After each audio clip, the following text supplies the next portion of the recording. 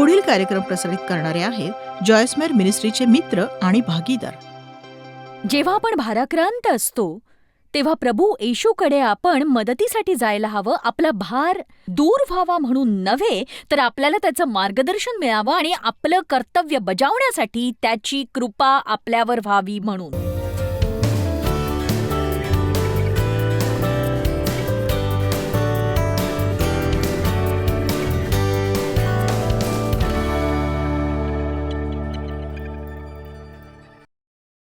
तुम्ही एखादी गोष्ट बदलली नाही तर तुमचा ताण हलका होणार नाही.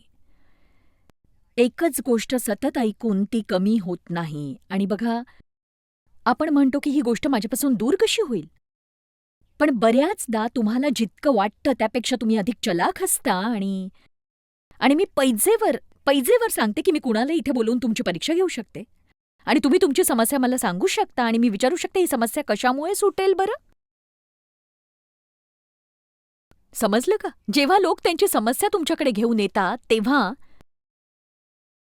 तुम्ही त्यांना जे काही सुचवता तोच उपाय तुम्ही तुमच्या जीवनात समस्या येते तेव्हा का करत नाही सांगा? तुमच्या जीवनात तुम्हाला बदल करायचे नसतील तर मग माझ्याकडे काही एक उत्तर नाही.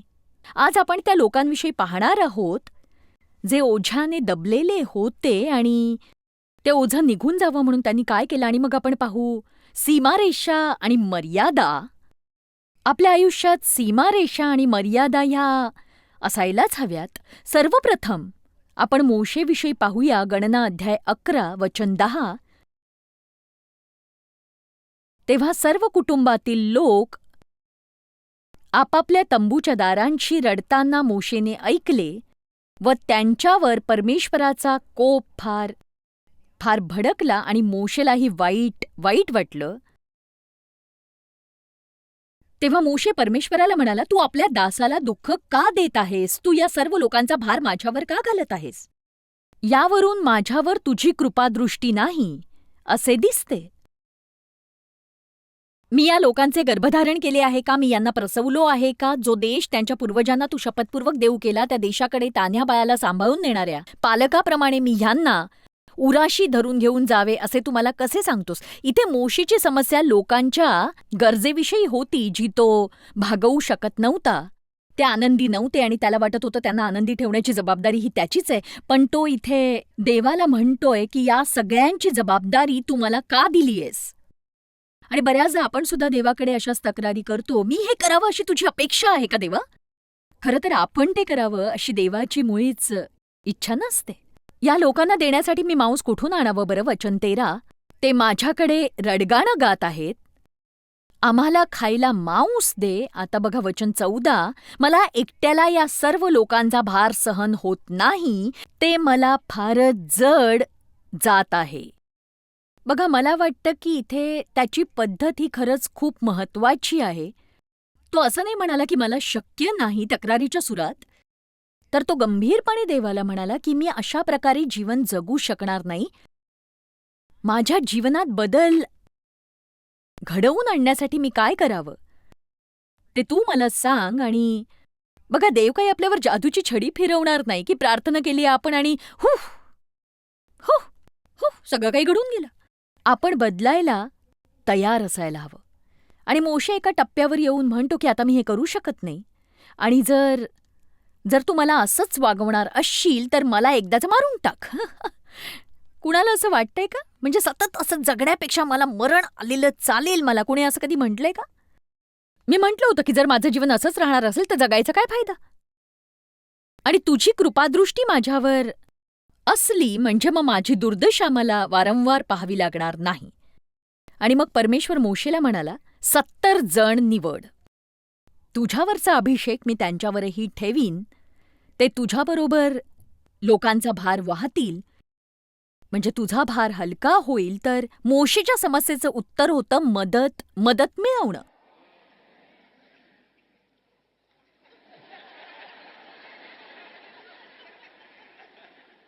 मलाही मदत हवी होती. तुम्ही फक्त आशा करू शकता. बघा, खरं तर इथे काही जण फक्त फक्त पैसा कमावण्यातच गुंतलेत आणि जर तसं असेल तर त्यातला थोडा पैसा वापरून तुम्ही थोडीशी मदत मिळवा म्हणजे तुमच्यावर वेडपिसं होण्याची वेळ येणार नाही.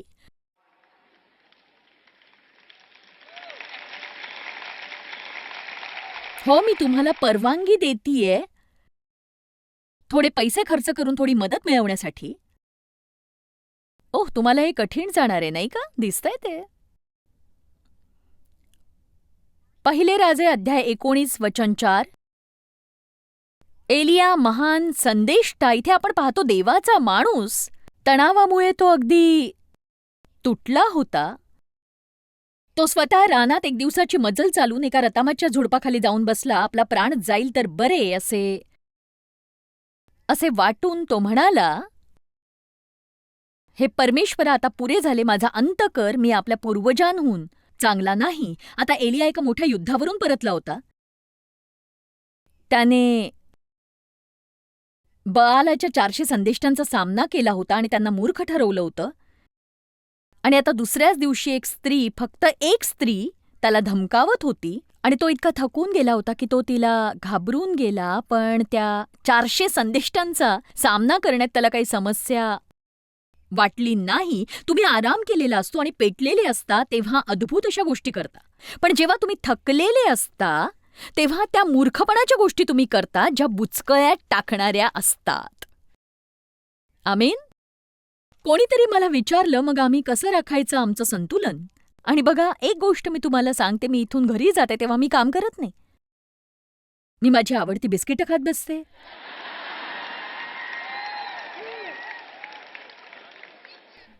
ताजंतवानं होण्याचा एक मार्ग म्हणजे आराम करणं.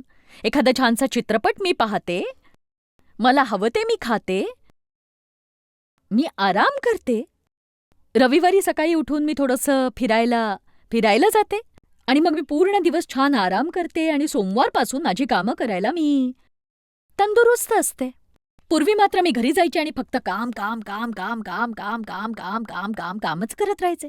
आणि मग या लोकांनी म्हटलं तशी मी म्हणायचे, ओ प्रभू, आयुष्यभर असंच चालू राहणार असेल तर मला मारून टाक ना, सुटेन एकदाची. बघा, इथेच एक मुद्दा आहे. शेवटी देवानेच माझ्या लक्षात आणून दिलं. मला वाटतं कुणाला तरी ही गोष्ट कळली असेल. माझ्या वेळापत्रकाचा विचका झाला होता. देव म्हणत होता, ते नीट कर. तुला ते आवडत नसेल तर ते बदलून टाक.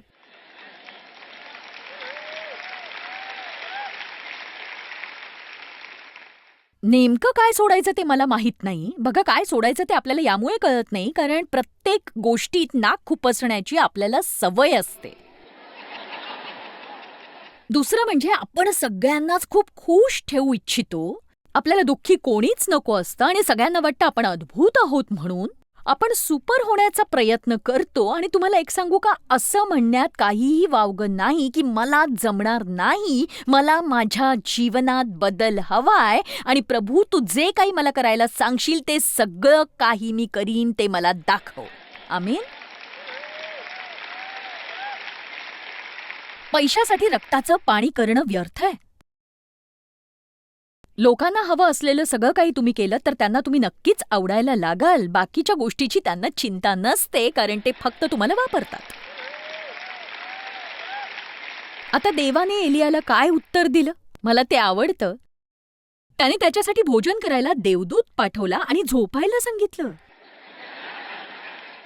आणि ही खरी खरी गोष्ट होती. सर्व वृत्तांत वाचलं तर लक्षात येईल कारण त्यासाठी वेळ नाहीये. देवाने एक देवदूत पाठवला आणि एलियाला छानसं अन्न देऊ केलं, झोपायला लावलं आणि मग तो उठल्यावर त्याला पुन्हा छानसं अन्न दिलं आणि मग त्याने देवाची योजना पूर्ण केली. आणि खरं सांगायचं तर बऱ्याचदा तुम्हाला एका छान झोपेची गरज असते, छानशा भोजनाची गरज असते, हसण्याची गरज असते, जी तुम्हाला नवी स्फूर्ती देते. आमेन.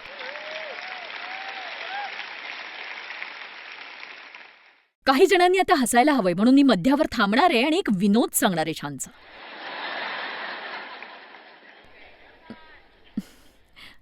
काय आहे ना, चर्चमध्ये अशा गोष्टी मी कधी करू शकले नाही. तर 2 वृद्ध व्यक्तींचे पलंग एकमेकांशी शेजारी होते. मी वृद्ध व्यक्तींविषयी बोलते हा. सुरकुत्या पडलेले वृद्ध. आणि बायको म्हणाली की, राजा, तू पूर्वी जसा माझा हात धरत होतास तसा आता का नाही धरत?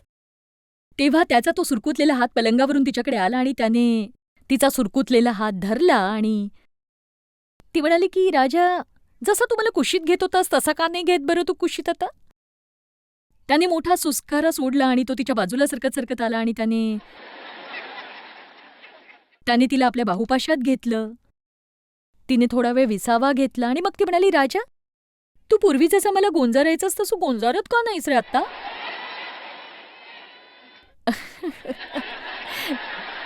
आणि अचानकपणे तो बिछाण्यातून उठला आणि जायला लागला आणि ती म्हणाली, कुठे जातोयस तू? आणि तो म्हणाला, माझे दात आणायला जातोय.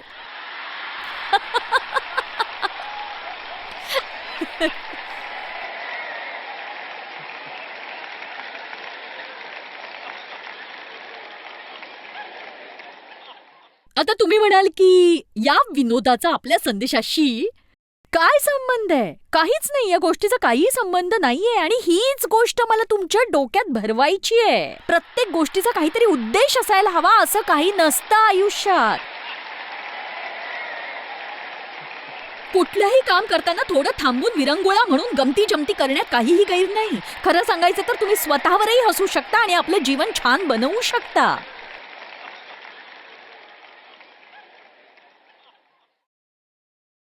मी तुम्हाला सांगते, माझा नवरा काही झालं तरी इतका आनंदात असतो. बऱ्याचदा त्याचा भुर्दंड मला सोसावा लागतो, पण तो मात्र आनंदात असतो अगदी.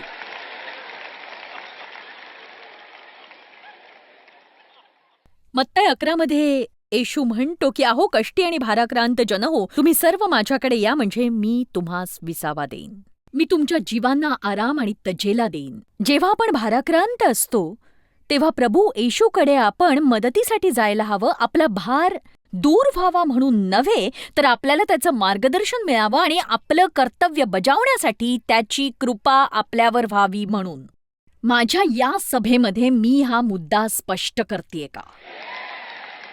प्रार्थना म्हणजे फक्त आपली समस्या दूर करायला सांगणं नव्हे. अनेकदा देव तर दूरही करतो, पण बहुतेकदा देव आपलं मार्गदर्शन करून आपण काय करायला हवं ते सांगत असतो आणि ते करण्यासाठी तो आपल्याला कृपा आणि बळ देत असतो आणि त्यामुळेच आपली समस्या दूर होते. नक्कीच. एक सांगू, आयुष्य कंटाळवाणं झालं असतं जर आपल्या जीवनात आव्हानं नसती आणि देवाची इच्छा आहे की आपण त्याच्या साह्यानं ही आव्हानं पेलावी. तुम्हाला ठाऊक आहे की नाही, पण तुमच्या जीवनावर तुमचा अधिकार आहे आणि तुम्ही स्वतःची काळजी घेतली नाही तर मग दुसरं कोणीही ती घेणार नाही.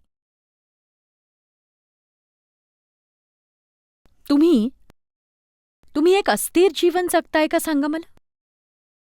तुम्ही असे आहात का की मी आता हे करू शकणार नाही, मला फार काळ हे झेपणार नाही, आता हे माझ्यासाठी खूपच झालं, हे नाही झेपतच नाहीये मला आता? किंवा लोक तुम्हाला म्हणतात का की हे तुम्हाला आता फार काळ झेपणार नाही? मला सांगा, किती जणांच्या जीवनात तुमच्यावर जीव टाकणारे लोक आहेत जे म्हणतात, हे आता खरंच खूपच झालंय, हे तुम्हाला झेपत नाहीये, तुम्ही आता इथेच थांबायला हवं, तुम्ही ओझं हलकं करायला हवं, तुम्हाला काहीतरी सोडणं भाग आहे. बघा, मोशीची स्थिती सुद्धा अशीच होती. तो भाराक्रांत होता, पण त्याला त्याची कितपत जाणीव होती ठाऊक नाही. आणि बऱ्याचदा मी सुद्धा इतके कष्ट करत असते की मला याची जराही कल्पना नसते की मी जरा अतिच करते. कधी कधी मला कळतही नाही की मी अतिरेक करतेय आणि मग कुणीतरी येऊन मला सांगतं की थोडं थांब आता, तू हे नको करूस, तुला सभा संपवायची आहे, घरी जायचंय, आराम करायचाय. कित्येकदा आपल्याला इतरांचं ऐकावं लागतं. निर्गम अध्याय 18 वचन 14 बघूया. मोशे लोकांसाठी काय काय करतोय हे त्याच्या सासऱ्याने पाहिले तेव्हा तो म्हणाला, तू लोकांसाठी हे काय करीत आहेस? तू एकटाच बसतोस आणि दिवसभर सर्व लोक तुझ्या भोवती उभे का राहतात? आता ऐका आयांनो, तुमची मुलं सकाळ ते संध्याकाळ काहीही न करता फक्त आयपॅडवर बसून खेळत राहतात, तर मग त्यांच्या हातात प्रत्येक गोष्ट देण्याची काय गरज आहे सांगा?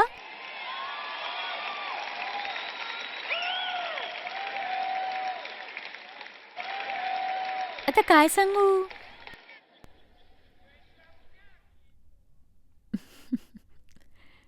बघा, तुमची मुलं जर एका वाटीत फरसाण घेऊन खात असतील तर ते थोडासा पसारा करतीलच, पण त्यामुळे डोंगर कोसळत नाही. तुम्ही जर आरामखुर्चीत बसून जीवनाचा आनंद लुटत असाल तर त्यांना त्यांचं फरसाण घेऊ द्या. अरे बाळा, शुक्रवारच्या रात्री मला फार कष्ट करायला नाही आवडत रे. तू एकटाच बसतोस आणि सर्व लोक तुझ्या भोवती उभे का राहतात? आता बघा, सगळ्यांनाच ही समस्या नसते, पण माझी मुलगी अगदी असंच वागते. कुठलीही सवय अगदी सहज लागू शकते. तुम्ही लोकांना जशा सवयी लावाल तशाच अपेक्षा ते करू लागतील, हे लक्षात ठेवा. जर तुमच्या कुटुंबामध्ये आधीच काही वाईट सवयी असतील तर अचानकपणे सगळ्यांच्या समोर तुमच्यातील ज्वालामुखीचा उद्रेक होईल आणि तुम्ही म्हणाल की मी आता अशा प्रकारे जगू शकणार नाही. आणि मग त्यांना वाटू लागेल की तुम्ही फारच वाईट वागताय आणि मग तडजोड करणं खरंच कठीण होऊन जाईल. याचा अर्थ असा नाही तुम्ही कोणासाठी कधीच काही करू नये, पण लोकांना तुमचा गैरफायदा घेऊ देऊ नका आणि काही मर्यादा या तुम्ही आखल्याच पाहिजेत.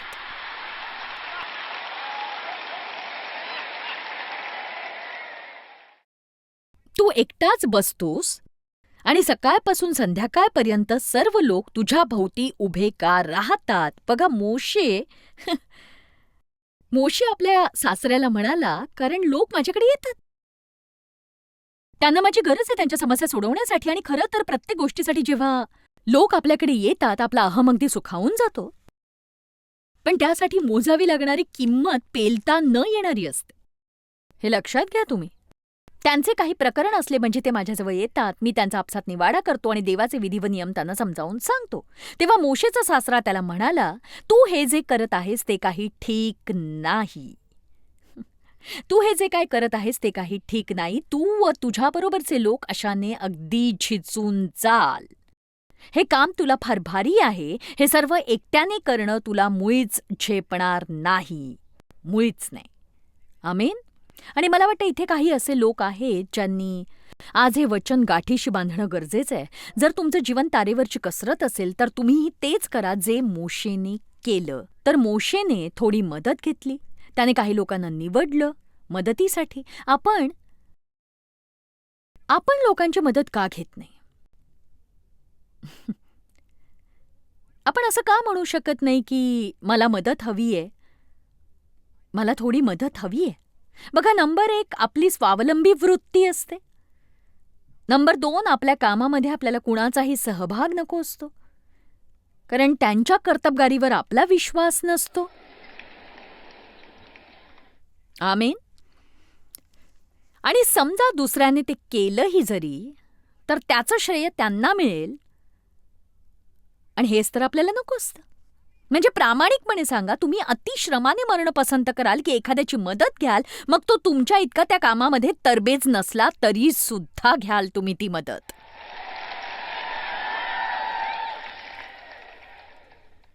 पुष्कळदा खरं सांगायचं तर आपण स्वतःला गरजेपेक्षा जास्तच मोठं समजतो. काठावर जगणं हे आपल्या जीवनशैलीचं लोकप्रिय विधान आहे, किंवा द्रुतगती मार्गावर जगणं ही आपली संस्कृती आहे, हे अमेरिकेचं स्वप्न आहे, आणि हा असंतुलित बायबल शिक्षणाचाही परिणाम असूच शकतो. मी तुमच्यापुढे एक वचन आणू इच्छिते. मला सामर्थ्य देणाऱ्या ख्रिस्ताद्वारे मी सर्व काही करू शकतो. तुम्हाला आवडलं का?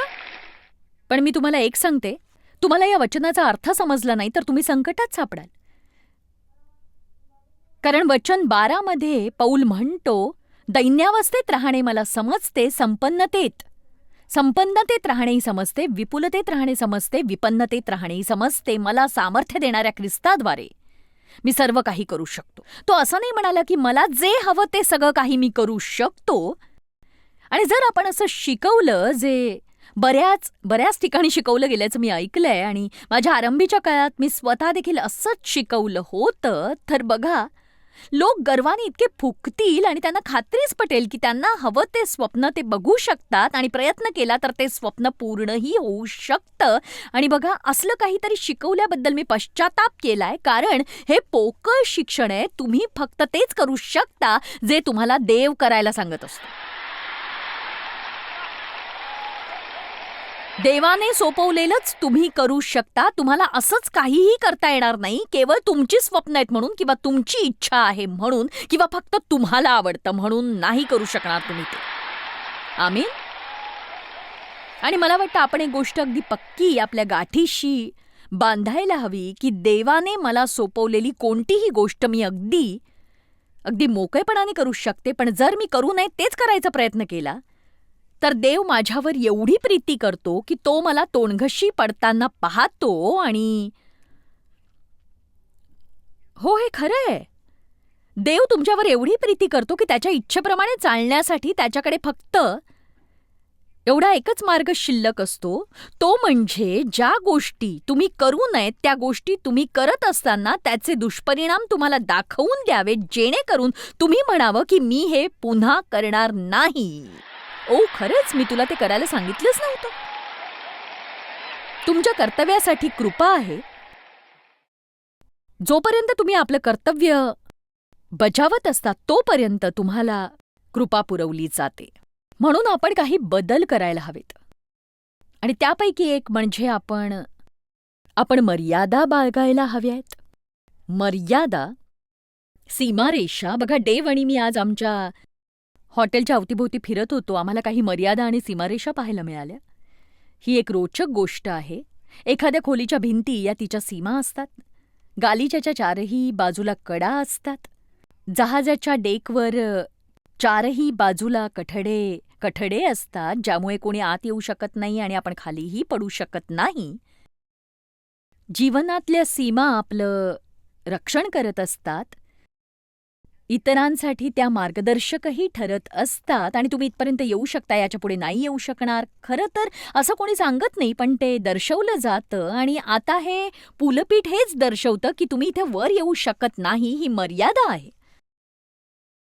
आता सध्या हे माझ्या अधिकारात आहे, सध्या ते तुमच्या अधिकारात नाही, म्हणून तुम्ही तिथे आहात आणि मी इथे आहे आणि हे सगळं चांगलं आहे. आणि तुम्हाला ठाऊकच आहे की समुद्राला आणि नद्यांना सुद्धा मर्यादा आहेत आणि त्या आपल्या मर्यादेत असतात तेव्हा खूप सुंदर वाटतात, पण मर्यादा ओलांडली की त्या धोकादायक बनत जातात. आपण हे समजून घ्यायला हवं की आपल्या जीवनात मर्यादा असणं महत्वाचं आहे. ते फारच महत्वाचं आहे. नक्कीच. जोपर्यंत देवाची इच्छा आणि देवाचं वचन आपली मर्यादा असते तोपर्यंत जीवनात सगळं सुरळीत चालतं. पण ही मर्यादा ओलांडली ना की मग आपलं कधीच भलं होत नाही. आणि बघा, एक काळ असा होता की मी एका चर्चमध्ये काम करत होते आणि त्यावेळी मी तिथे असणं गरजेचं होतं. ते योग्य होतं आणि मी तिथे असणं गरजेचं होतं. तिथे मी बऱ्याच गोष्टी शिकल्या आणि त्या संधीबद्दल मी देवाची खरंच आभारी आहे. पण मग असा काळ आला की देवाने ते काम संपवलं. आणि एक सांगू, जेव्हा देव काम संपवतो पण तुम्ही ते संपवू इच्छित नसता तेव्हा जीवन खडतर होतं. कदाचित बरेच जण सध्या अशाच परिस्थितीतून जात असतील. तुम्ही अशा घोड्यावर स्वार होऊ पाहत असाल जो 20 वर्षांपूर्वी मेलेला आहे. आणि साधा नियम आहे की घोडा मेल्यानंतर उतरायचं असतं. म्हणजे मला हे म्हणायचंय की तुम्ही जे करता आहात त्यात जर जीवन नसेल, तर नुसता संघर्ष असेल, फक्त प्रयत्न असतील, तुम्हाला त्याची घृणा वाटत असेल, तुम्हाला ते झेपत नसेल, तर मग तुम्ही थांबून म्हणायला हवं की हा खरोखर माझा वाटा आहे का? कारण जर तुमच्यासाठी राखून ठेवलेलं काम नसेल तर ते करण्यासाठी तुम्हाला कृपा मिळणार नाही. मग तुम्हाला ते कितीही करावंसं वाटलं, इतरांना कितीही वाटलं की तुम्हीच ते करायला हवं, त्यातून तुम्हाला कितीही पैसे मिळो, ते तुम्हाला कितीही आकर्षक वाटो, जर देवाने ते संपवलंय आणि तुम्ही संपवलं नसेल तर तुम्ही फारच खेदाने भरून जा. तसंच जर देवाने संपवलं नसेल आणि आपण ते सोडण्याचा निर्णय घेतला असेल तर त्यामुळेही आपण अस्वस्थ होऊ. जेव्हा मी म्हणते की देव तुम्हाला टिकण्यासाठी कृपा पुरवील, तेव्हा त्याचा अर्थ आहे की जोवर आपण देवाच्या इच्छेच्या मर्यादेत राहतो तोवर आपण देवाच्या कृपेखाली राहू. म्हणजेच देवाने सोपवलेलं काम आपण देवाच्या साहाय्याने करू शकू आणि तेही शांतीने आणि आनंदाने करू शकू. मी म्हटलं, जोवर आपण देवाच्या इच्छेने सगळं काही करतो तोवर आपण ते शांतीने आणि आनंदाने करू शकतो. चला आता, मला ठाऊक आहे की असं बोलून मी बऱ्याच जणांना असं ढवळून काढलंय, कारण तुम्हाला वाटतंय की अरे बापरे, आता मला हे सोडावं लागेल, आता मला हे थांबवावं लागणार आहे, मला हा बदल करावाच लागणार आहे. आणि बघा, जर तुम्हाला करमणूकच करून घ्यायची असेल तर या सगळ्या गोष्टी ऐकण्याचा काय फायदा आहे सांगा तुम्ही मला. मी काही विदूषक नाहीये. तुम्हाला वाटत असेल मी करमणूक करते, पण मी करमणूक करत नाहीये. त्यासाठी मी इथे नाहीये. आपण इथे जीवन बदलण्यासाठी आलो आहोत आणि ते वचनानेच बदलू शकतं. आणि मी सांगू इच्छिते की मी काही संदेशाचा ड्रॉवर उघडून त्यातून संदेश काढून इथे तुमच्याशी काही बोलते असं नाहीये. मी ही माहिती मिळवण्यासाठी खूप कठोर परिश्रम घेतेय, खूपच कठोर. खूप कठोर. मी त्यासाठी नोट्स काढते, मी त्या टाईप करते आणि वारंवार त्या वाचते. म्हणून माझी इच्छा आहे की देव तुम्हाला जे काही बदलायला सांगतो तो बदल घडवून आणण्यासाठी तुम्ही आपलं मन तयार करा आणि ते तुमच्या हिताचं आहे म्हणून करा तुम्ही. आमीन. मी प्रार्थना करते की आजच्या शिकवणीद्वारे तुमच्या जीवनात व्यावहारिक मर्यादा स्थापन व्हाव्यात आणि हे लक्षात असू द्या की आपल्या जीवनात देवाचं वचन हीच मोठी मर्यादा आहे. देवाच्या वचनात गुंतवणूक का करू नये? आणि मी तुम्हाला सांगते, ज्याची तुम्ही कापणी करू शकता त्याची पेरणी केलेली बरी असते. देव तुम्हाला आशीर्वाद देव आणि तुमचा दिवस आनंदात जाओ. जॉयस मायर मिनिस्ट्रीज करता तुम्ही खूप मौल्यवान आहात. आम्हाला तुमचं कौतुक आहे आणि जगभरामध्ये हे सेवा कार्य शक्य करण्याकरता आम्ही आमच्या मित्रांचे आणि पार्टनर्सचे आभारी आहोत. आम्ही एकत्रितपणे भुकेल्यांना खाऊ घालतो, गरिबांना वस्त्र देतो आणि राष्ट्रांना सुवार्ता सांगतो. तुमच्या प्रार्थनेच्या विनंती करता आमच्याविषयी आणखी माहिती मिळवा. जॉयसच्या कॉन्फरन्सच्या तारखा पहा आणि ख्रिस्ताची प्रीती जगभरामध्ये पसरवण्याकरता आमचे सहभागी व्हा.